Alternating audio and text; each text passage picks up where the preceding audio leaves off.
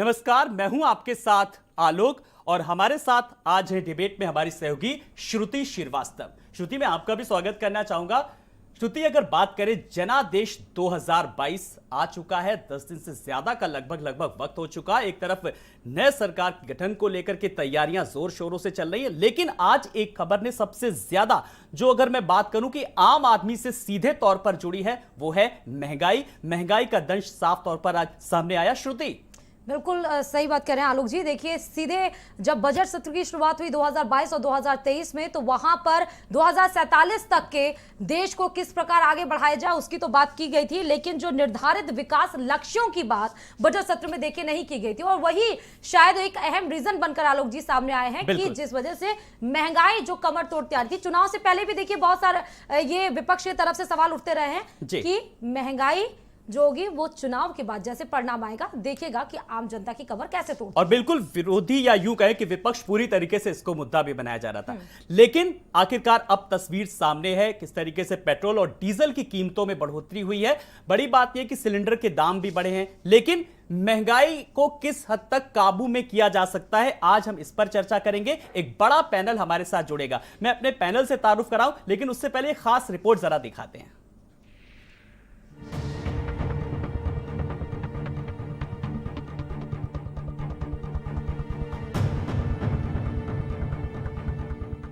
रूस Ukraine war की वजह से कच्चे तेल के दाम में उबाल का इंपैक्ट अब घरेलू स्तर पर दिखने लगा है। ऑयल मार्केटिंग कंपनियों ने मंगलवार को घरेलू गैस सिलेंडर के दाम बढ़ा दिए। इससे पहले कंपनियों ने पेट्रोल और डीजल के दाम में भी 80 पैसे प्रति लीटर का इजाफा किया था। इससे कुछ दिन पहले ही प्रमुख दूध कंपनियों ने दूध के रेट 2 से 5 रुपए प्रति लीटर तक बढ़ा दिए थे। इस तरह आम लोगों पर एक साथ महंगाई की मार पड़ी है। पेट्रोल रेट का आज से बढ़ गया है, बहुत से प्रॉब्लम्स है।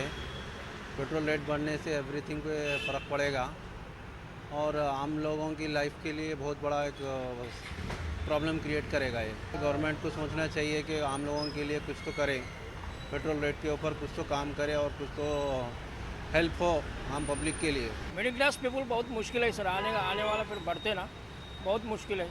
उसका रेट्स के हिसाब से प्रोविजंस भी बढ़ जाते, मिडिल क्लास पीपल जीना बहुत मुश्किल है।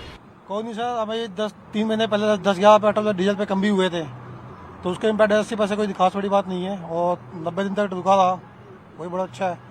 बट ये थोड़ा सा डीजल और पेट्रोल का रेट रुका ही रहे तो अच्छा ही है। आम आदमी पे फर्क पड़ेगा 2% के आसपास का, पता दिखता नहीं है। वो फर्क पड़ेगा, बिल्कुल पड़ेगा। आने जाने वाले को तो हर एक को फर्क पड़ेगा। पहले इतना महंगा था, अब और महंगा हो जाएगा। अब गाड़ी कम चलाते हैं, पहले ज्यादा चलाते थे। 14.2 किलोग्राम वाला घरेलू एलपीजी सिलेंडर मंगलवार से 50 रुपए महंगा हो गया। कई महीने के अंतराल के बाद एलपीजी सिलेंडर के रेट बढ़े हैं। आखिरी बार घरेलू एलपीजी सिलेंडर के रेट 6 अक्टूबर 2021 को बदले थे। दिल्ली में घरेलू एलपीजी सिलेंडर की कीमत बढ़कर 949.5 रुपए हो गई। इससे पहले ये कीमत 899 रुपए 50 पैसे थी। आइए जानते हैं अन्य शहरों में अब तक सिलेंडर के लिए कितना भुगतान करना होगा।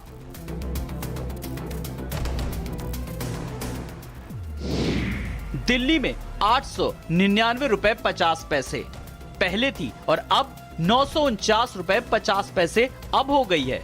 मुंबई में 899 रुपए 50 पैसे पहले थी तो अब 949 रुपए 50 पैसे हो गई है। लखनऊ में 937 रुपए 50 पैसे तो अब 987 रुपए 50 पैसे हो गई। कोलकाता में 926 रुपए थी पहले और अब 976 रुपए हो गई है। वहीं चंडीगढ़ में 909 रुपए थी पहले और अब 959 रुपए हो गई है। यूपी समेत 5 राज्यों में विधानसभा के चुनाव अब खत्म हो गए हैं और 4 राज्यों में बीजेपी की सरकार बनी है। करीब 5 महीने पहले केंद्र सरकार ने डीजल और पेट्रोल की कीमतों में वृद्धि रोक दी थी, साथ ही जो एलपीजी की कीमतें हैं वो भी रोक दी गई थी। लेकिन अब करीब 5.25 महीने बाद ये कीमतें फिर से बढ़ गई हैं। आज डीजल की कीमत में 81 पैसे और पेट्रोल की कीमत में 80 पैसे की बढ़ोतरी की गई है। इसके अलावा एलपीजी सिलेंडर की रिफिल अब 50 रुपए महंगी हो गई है। देश में पेट्रोल डीजल के दाम 4 माह बाद बढ़ गए। मंगलवार सुबह से डीजल के दामों में 76 से 86 पैसे की बढ़ोतरी हुई, तो वहीं पेट्रोल के दामों में 76 से 84 पैसों की बढ़ोतरी हुई। दिल्ली में 1 लीटर पेट्रोल 96 रुपए 21 पैसे प्रति लीटर, जबकि डीजल 87 रुपए 47 पैसे प्रति लीटर मिलेगा। पिछले 4 नवंबर के बाद से इन दोनों ईंधन के मूल्य में कोई वृद्धि नहीं की गई थी। आइए जानते हैं प्रमुख शहरों में पेट्रोल डीजल की क्या हैं कीमतें। लखनऊ में पेट्रोल 96 रुपए 8 पैसे तो डीजल 87 रुपए 61 पैसे। दिल्ली में 96 रुपए 21 पैसे तो डीजल 87 रुपए 47 पैसे। मुंबई में 110 रुपए 82 पैसे और डीजल 95 रुपए। वहीं कोलकाता में पेट्रोल 105 रुपए 51 पैसे और डीजल 90 रुपए 62 पैसे। चेन्नई में पेट्रोल 102 रुपए 16 पैसे और डीजल 92 रुपए 19 पैसे है। कीमतें जो बढ़ी हैं उसकी वजह यह भी है कि जो क्रूड ऑयल है उसकी कीमतों में भी अंतर्राष्ट्रीय स्तर पर बड़ा उछाल आया है। यूक्रेन और रूस के बीच युद्ध चल रहा है, उसको देखते हुए जो डीजल की सप्लाई है, पेट्रोल की सप्लाई है, वो कहीं ना कहीं बाधित हुई है, जिसकी वजह से अंतर्राष्ट्रीय बाजार में क्रूड ऑयल की कीमतें बढ़ी हैं और सरकार को डीजल पेट्रोल की रिटेल कीमतों में भी इजाफा करना पड़ा है। देखना होगा कि ये कीमतें जो 5.25 महीने के अंतराल के बाद बढ़ोतरी इसमें दर्ज की गई है, ये आगे भी बढ़ती ही हैं या फिर कहीं फुल स्टॉप भी लगता है। रूस यूक्रेन युद्ध की वजह से अंतर्राष्ट्रीय बाजार में कच्चे तेल के दाम में 40% तक का उछाल आ गया है, जिससे ऑयल मार्केटिंग कंपनियों के दाम ईंधन का दाम बढ़ाना शुरू हो गया था और इसी वजह से मंगलवार की सुबह से पेट्रोल, डीजल और रसोई गैस के दाम बढ़ गए। स्पेशल रिपोर्ट, भारत समाचार।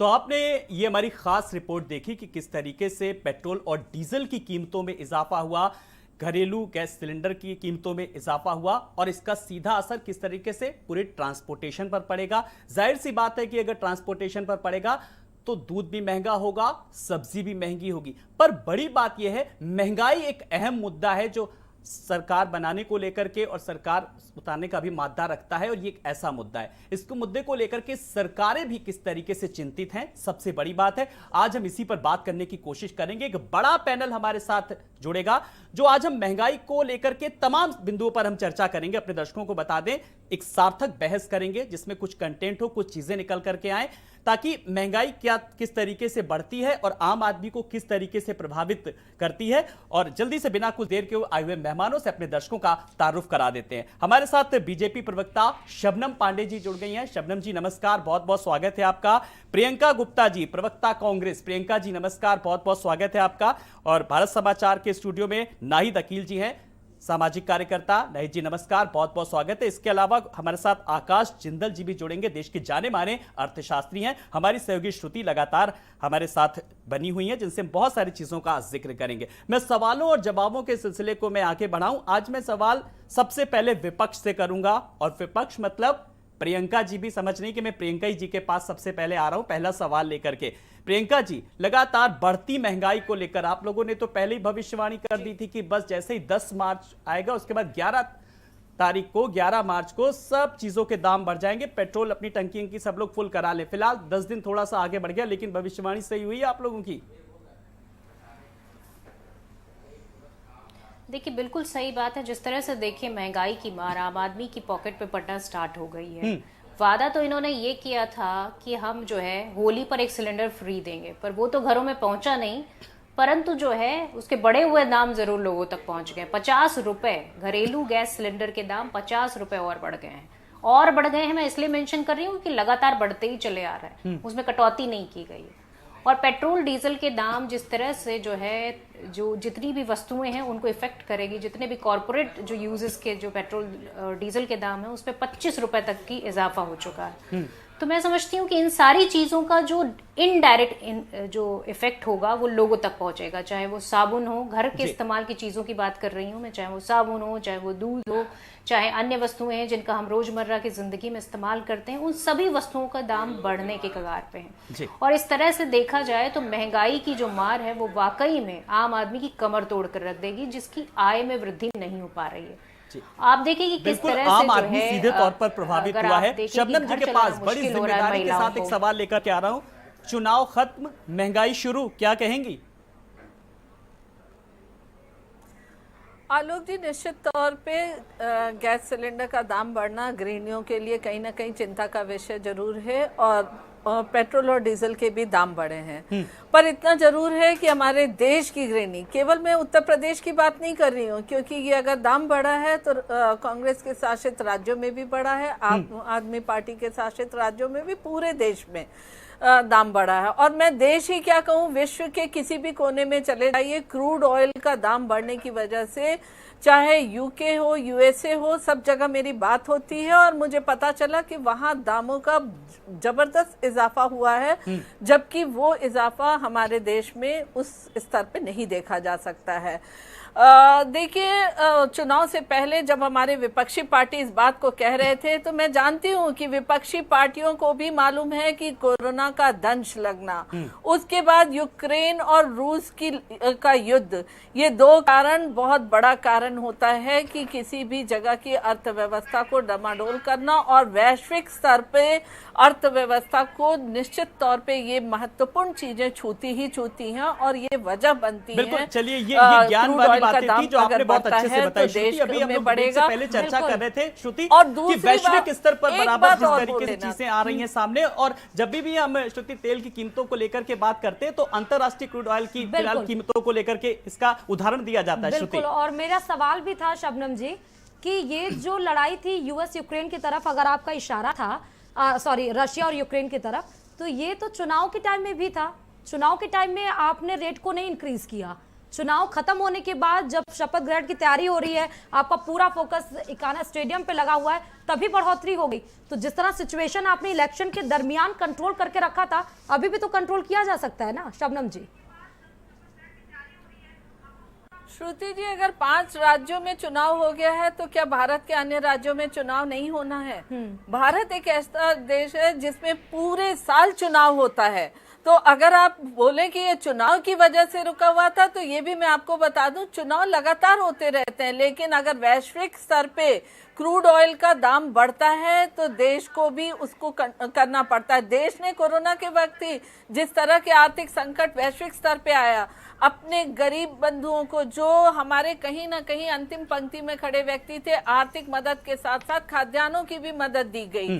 तो सरकार निश्चित तौर पे अपनी जनता के लिए, अपने नागरिकों के लिए पूरी व्यवस्था। चलिए, सरकार का आपने कहा कि जो अपने नागरिकों के लिए पूरी तरीके से प्रतिबद्धता जाहिर कर रही है, अनाज दिया और जनता ने भी आप लोगों को रिटर्न गिफ्ट दे दिया। शबनम जी, मैं आपके पास आऊंगा। नाहिद अकील जी, कुल मिलाकर के जिस तरीके से चर्चा हो रही है इस बढ़ती महंगाई को लेकर, मुद्दा ये नहीं है कि किसने बढ़ाया, कौन प्रभावित हुआ, सबसे बड़ी बात यह है कि इससे निजात कैसे मिल सकती है। अगर मैं आम आदमी को लेकर के अगर बात करूं तो कैसे इसको राहत मिलेगी, बड़ी बात, क्योंकि उसको नहीं मतलब है कि आपके क्रूड ऑयल की कीमत कितनी, अंतरराष्ट्रीय बाजार में कीमत कितनी है, रूस और यूक्रेन का किस तरीके से युद्ध हो रहा है। आम आदमी को राहत मिलना यह सबसे बड़ी प्राथमिकता है। नाहिद जी, देखिए, शबनम जी की बात से ही मैं बात रखूंगी कि अगर पिछले 5 साल को उठा करके देखें तो अंतर्राष्ट्रीय स्तर पे जो कच्चे तेल की कीमत थी बहुत कम थी, और दुनिया भर में तेल की कीमत बहुत कम थी, भारत को छोड़ करके। अगर आप पूरा डाटा देखें तो भारत का ही तेल का, इवन पाकिस्तान जैसे देश में भी बहुत सस्ता था तेल।